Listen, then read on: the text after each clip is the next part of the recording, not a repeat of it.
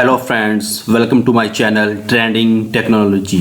You are watching Trending Technology. Friends, इस video में मैं आपको इंश्योरेंस और इंश्योरेंस पॉलिसी के बेसिक कॉन्सेप्ट के बारे में बताऊंगा। Insurance is a means of protection from financial loss. It is a form of risk management primarily used to hedge against the risk of a contingent or uncertain loss. Simple words में अगर कहा जाए, अपने किसी financial loss से, अपने किसी future financial loss से बचने के लिए जो आदमी अमाउंट जमा करवाता है इंश्योरेंस कंपनी को, इस प्रोसेस को हम कहते हैं इंश्योरेंस.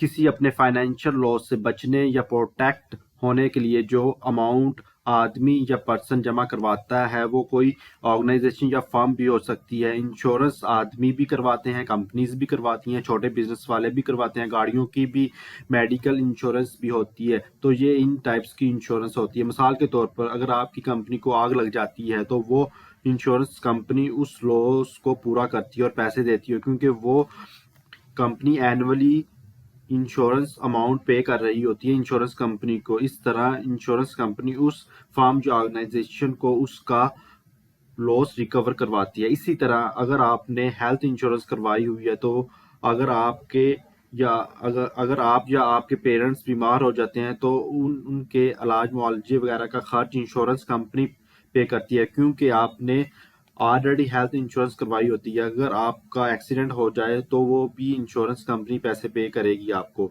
आम वर्ड्स में हम कह सकते हैं कि माली खसारे नुकसान से बचने के लिए इंश्योरेंस करवाई जाती है. Insurance policy, a document detailing the terms and conditions of a contract of insurance.